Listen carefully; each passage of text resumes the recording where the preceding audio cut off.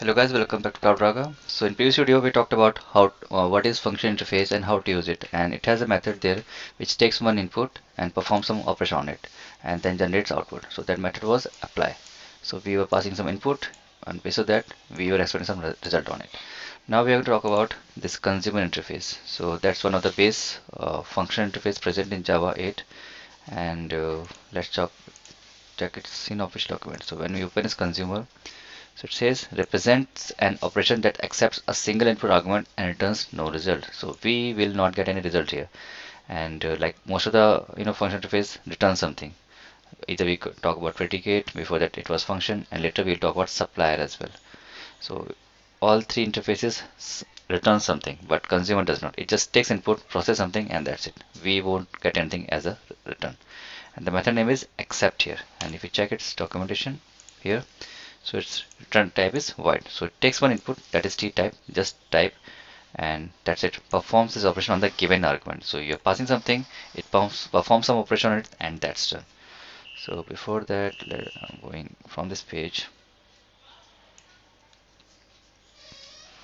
Let's take this document from here, and there you go. So this interface is marked with at function interface. That means we are expecting a function interface with only one abstract method at most.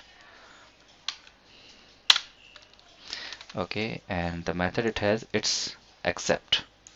So it takes one t type, just a type it takes, and performs operation. So it's like you're passing some input, perform some operation, and then no output. So there is no output, just you take input and perform the operation. That's it. So in case if you have to write it's lambda expression. So of course parenthesis is not required, it's optional. So I can just say t type, take something, curly brace, and do some operation. But this time view won't return anything from here. So that's the only thing you have to do here.